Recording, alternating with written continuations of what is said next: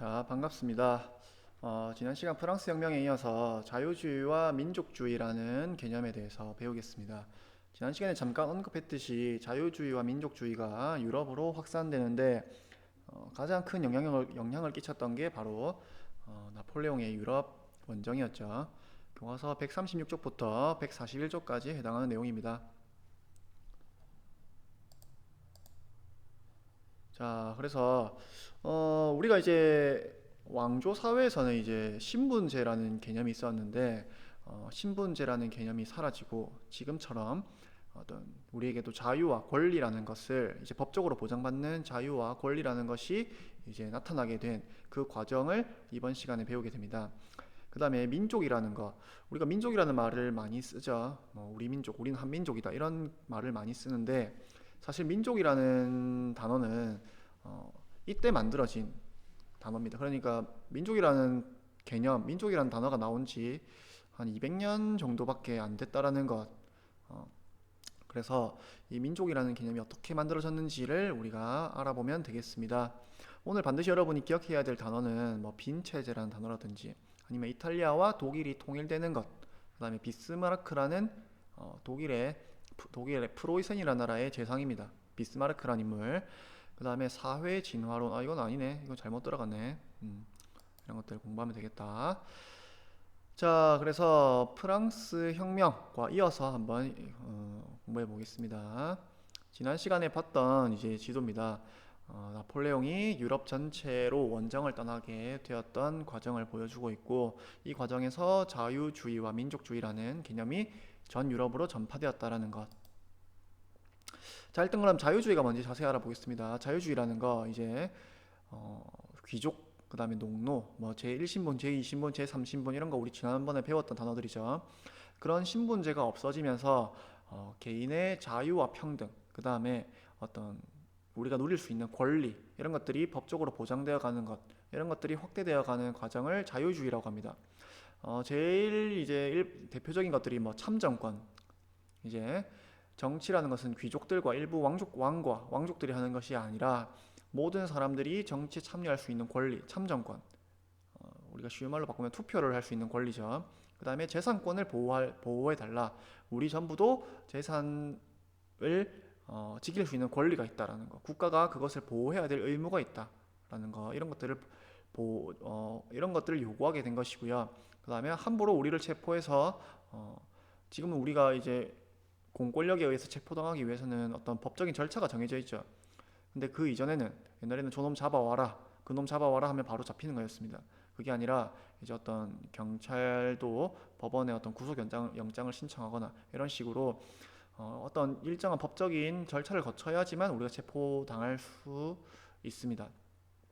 그래서 이런 것들을 요구하는, 이런 걸 확대해가는 과정을 자유주의라고 합니다. 그 다음에 민족주의는 한 민족이 하나의 통일국가를 이루려는 운동인데, 이때 지도를 보자면 이때 국가의 경계는 이제 국민의 의지와 전혀 관계없이 우리 왕가의 혼인으로 영토가 변합니다. 유럽에서는. 그래서 뭐 우리 왕이 갑자기 옆 나라의 공주와 뭐 결혼을 해서 옆나라 공주가 이제 그 나라 왕권을 이어받게 되면 이제 영토가 갑자기 확장되는 겁니다. 그럼 하나의 나라가 되는 겁니다. 뭐 그런 식으로. 아니면 다른 민족의 식민 지배를 받고 있던 나라들이 이제 들고 일어나서 그 식민 통치에서 벗어나서 한 민족끼리 국가를 이루려는 이런 과정을 민족주의라고 하고, 사실 이 민족주의의 출발은 이제 앞서 프랑스 혁명에서 배웠던 유럽 국가들이 그때 루이 16세를 이제 처형하자 다른 유럽 국가들이 이제 프랑스로 쳐들어온다고 했죠. 그때 이제 이 프랑스 사람들이 자신의 나라를 지켜내기 위해서, 자신들이 이루었던 혁명을 지켜내기 위해서. 그러니까 이때까지 국가라는 것은 국민의 것이 아니었습니다. 사실 왕과 일부 귀족들의 것이었죠. 근데 이제 프랑스 혁명을 지켜내기 위해, 자기들이 이루었던 프랑스 혁명을 지켜내기 위해서 이제 우리나라가 되는 겁니다. 우리 민족, 우리 혁명을 지켜내기 위한 이런 어떤 관념이 생기기 시작하면서 민족이라는 그 관념이 등장하기 시작한 겁니다. 자, 그래서 이 자유주의와 민족주의 물결이 전 유럽에 확산되었고 이제 나폴레옹이 그런데 이제 패배하게 되죠. 음. 자, 나폴레옹이 패배하게 되면서 이제 모든 유럽 국가들이 이제 프랑스 혁명의 이전 상태로 다시 돌아가자. 뭐 마음에 안 든다고 왕복을 자르고 뭐 자기들도 무슨 뭐 자유와 권리가 있다고 그런 거 말도 안 되는 소리다. 그 이전으로 돌아가자. 자, 그래서 이 1814년에 오스트리아의 재상이었던 메테르니히가 전 유럽의 통치자들, 대표자들을 다 모읍니다. 다 모아서 회의를 열게 되는데 그것을 빈 회의라고 하고요. 모든 사람들이, 모든 지도자들이, 모든 나라들이 이제 하나, 둘, 셋, 뿅! 하면 프랑스 혁명 이전 상태로 다 돌아가는 거. 그래서 왕정으로 돌아가고 프랑스 혁명 이전에 나폴레옹이 망쳐놨던 이 영토들 다시 다 돌려주고 그렇게 하기로 약속을 하는 겁니다. 그래서 그런 체제를 바로 빈 체제라고 합니다. 그래서 이때부터 새롭게 뭐 알게 된 자유주의와 민족주의 이런 거 다 이제 없어, 다 잊어버려라. 얘들아 이런 거 다 이제 없는 거야. 세상에 없는 거야. 다 잊어버려. 라면서 탄압을 하게 되는 거죠. 자, 그래서 빈 체제를 나타내는 유명한 이제 말이 있습니다. 바로 이 프랑스 나폴레옹이 무너지고 다시 황제가 되었던 루이 18세가 했던 말입니다. 혁명으로부터 아무것도 배우지 않았으며 혁명 이전에 아무것도 있지 않았다. 그러니까 프랑스 혁명 이전으로 돌아가자는 거죠. 자, 그래서 빈 체제 당시 지도를 잠깐 보자면 여러분들 잘 보이나 모르겠네. 자, 이 독일이라는 나라가 굉장히 많이 쪼개져 있고 이탈리아도 굉장히 많이 쪼개져 있습니다. 하나의 통일된 나라를 이루지 못하고 이렇게 많이 분열되어 있었고 프랑스에서는 다시 이 왕족이 이제 복귀해서 루이 18세로 즉위하게 되면서 프랑스 혁명 이전으로 돌아가는 겁니다. 자, 그런데 우리가 여러분이 이제 잘 생각해보면 알겠지만 이 자유나 권리, 평등 이런 걸 차라리 모를 때는 그게 좋은지 몰랐겠지만 한번 이제 사기의 힘으로 왕을 무너뜨리고 자유와 평등 이런 것들을 배웠는데 근데 그걸 이제 갑자기 까먹으라고 하니까 까먹고 잊어버려라 라고 하니까 이제 한번 그 맛을 봤는데 그걸 어떻게 까먹겠습니까? 자, 그래서 이제 빈 체제가 흔들리기 시작합니다. 흔들리기 시작하는데 일단 뭐 그 제일 시작이 된 거는 이제 그리스에서 일어난 독립전쟁입니다. 독립전쟁. 그래서 빈 체제가 이제 다 같이 약속을 했는데 영토도 그 이전으로 복귀하기로 약속을 했는데 그게 서서히 이제 흔들려 가게 되는 게 이 그리스의 독립이었고요. 자, 특히 이 프랑스에서 이제 프랑스는 한번 왕을 처형시켜 봤죠. 그러니까 이 프랑스에서 이 빈 체제가 본격적으로 흔들리게 됩니다. 자유주의 이념이 확산되게 되면서 자, 자유주의가 그래서 갖고 오게 된 변화가 무엇이냐? 일단 프랑스의 상황을 잠깐 보겠습니다. 자, 왕정으로 복귀했는데 이제 샤를 10세라는 왕이 있었습니다. 이 발음을 조심해야 됩니다, 여러분. 샤를 10세. 자, 이 사람이 이제 전제 정치, 왕이 모든 걸 마음대로 하는 시스템을 전제군주정이라고 했죠. 그러니까 왕이 예전처럼 프랑스 혁명 이전처럼 마음대로 정치를 하기 시작합니다. 그러니까 파리 시민들은 이제 불만이 점점 커지게 되었죠. 사실 한번 이제 자유와 평등을 맛봤으니까. 그래서 샤를 10세가 이제 의회를 해산시켜 버리자 봉기가 일어나게 되면서 이 왕을 추방시켜 버립니다. 그리고 프랑스의 입헌 군주정이 성립되게 되는데 이때 왕으로 된 사람이 루이 필리프라는 사람이고요. 이 사건을 1830년에 일어난 이 사건을 7월 혁명이라고 합니다. 그래서 프랑스는 다시 한번 왕을 쫓아내는 경험을 하게 되는 거죠. 이 그림 굉장히 유명한 그림인데 여러분 혹시 봤는지 모르겠습니다. 들라크루아라는 사람이 쓴 자유의 여신이라는 이 7월 혁명 때의 그림입니다. 그래서 옆에 보면 작은 소년이 있죠. 작은 소년. 이 소년은 어떤 순수함, 그 혁명의 순수함을 나타냅니다. 자, 7월 혁명이 일어나게 되었고, 자, 7월 혁명으로 이제 입헌 군주정이 성립됐다고 했죠. 입헌 군주정이 이제 참정권을 부여해야 되는데 자유주의가 점점 확산되어가는 과정입니다. 참정권, 투표권을 부여해야 되는데 이때 재산이 많은 사람한테만 투표권을 줬습니다.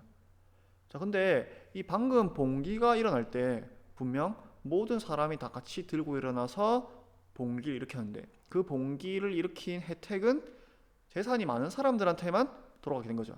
그래서 이 중산층들과 이제 노동자들이 우리도 같이 이렇게 하는데 우리도 선거권 줘야지 라고 하면서 이 선거권을 확대해 나가는 요구를 계속하게 되고 계속 이걸 진압하고 또 확대해 나가는 요구를 하고 또 진압하고 하는 과정에서 다시 한번 혁명이 일어나게 됩니다. 자, 그래서 이 루이 필리프라는 사람이 다시 영국으로 망명을 하게 되었고요. 이 펀 군주정이 폐지되게 되면서 공화정, 바로 왕이 없는 시스템이 수립되게 됩니다. 이것이 1848년 2월 혁명입니다. 그래서 이 7월 혁명과 2월 혁명을 통해서 우리가 분명히 빈 체제를 통해서 프랑스 혁명 이전으로 돌아가기로 약속을 했는데 사실 그거는 시대를 이제 역행하는 더 이상 거스를 수 없는 이 민주주의라는 것은 거스를 수 없는 이제 시대의 흐름이 된 거죠. 그래서 2월 혁명을 통해서 이제 프랑스에서는 공화정이 들어서게 됩니다. 자, 그래서 이런 변화는 우리가 이제 프랑스에서 자유주의 이념이 확산되어 가는 걸 배웠는데 이게 프랑스에서만 있었던 일이 아니고 프랑스에서 일어난 일이 옆 나라로 계속 확대가 되어 갑니다. 오스트리아에서도 혁명이 일어나가지고 방금 배웠던 메트른이 추방되게 되면서 빈 체제가 완전히 이제 종말하게 되는 그런 선언을 하게 되는 게 바로 이 2월 혁명입니다.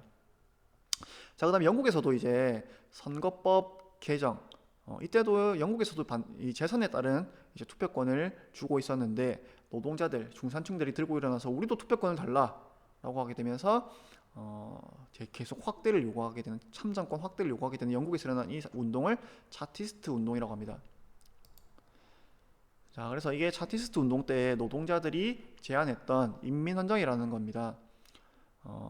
사실 우리가 지금 보면 아직도 그 참정권이 많이 제한되어 있다는 걸 볼 수 있습니다. 바로 21세 이상 모든 남자의 선거권, 여자에게는 여전히 선거권이 주어지지 않았다라는 것을 이제 볼 수 있고요. 그렇지만 이것조차도 이 시대에서는 굉장히 어떤 시대를 이제 바꿔나가는 그런 과정이었습니다, 여러분.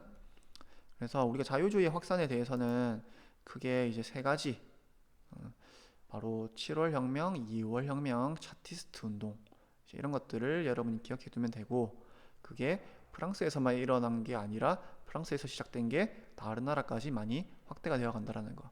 자, 그다음에 민족주의 이념이 확산되게 되면서 어떤 변화가 일어나게 되었는가? 제일 크게 이제 이탈리아와 독일이 이제 통일되어가는 하나의 국가로 통일되는 과정을 볼 수 있습니다. 자, 이탈리아가 분열된 게 언제부터냐면 여러분 아주 예전에 배웠을 건데 로마 제국 배웠죠. 로마 제국.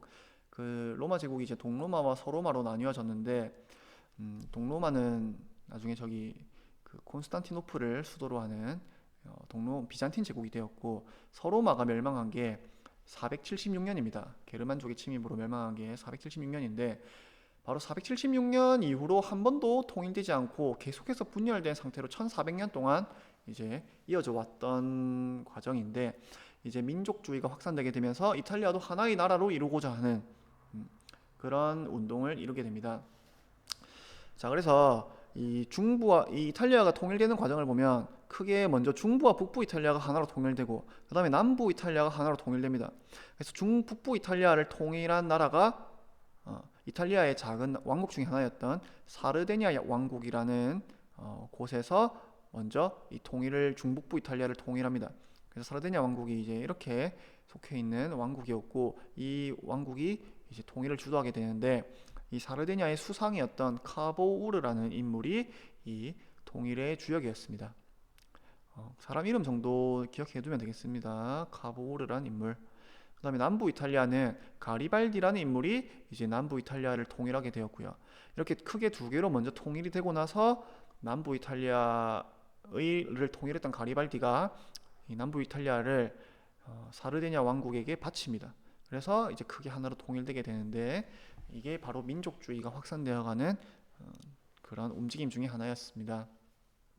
그래서 지금도 이탈리아는 사실 1400년 동안 다른 조그만한 국가로 찢어져 지내다가 통일된 지 지금 한 150년 정도밖에 안 됐죠. 그래서 이탈리아는 지금도 이제 지역색이 특히 산업이 많이 발달한 북부 이탈리아와 농업이 많이 발달한 남부 이탈리아 간의 지역 감정이 지금도 조금 심한 상황입니다, 지금. 자, 그다음에 독일도 역시 통일이 이때 되는데 음, 독일의 통일을 주도한 나라는 프로이센이라는 작은 나라입니다. 독일 안에 있는 작은 나라입니다. 이 프로이센의 수상이 바로 비스마르크라는 인물이고요.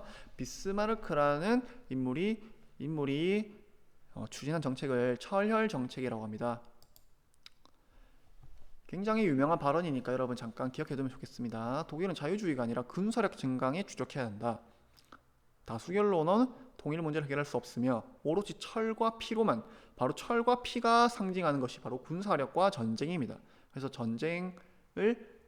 군사력을 강화하고 전쟁을 통해서 독일의 어떠한 나라들도 독일을 함부로 간섭할 수 없게, 독일을 함부로 식민 통치할 수 없는 그런 나라로 만들어야 된다. 그래서 철과 피라는 여기서 이름을 따와서 철혈 정책이라고 합니다. 비스마르크의 정책을.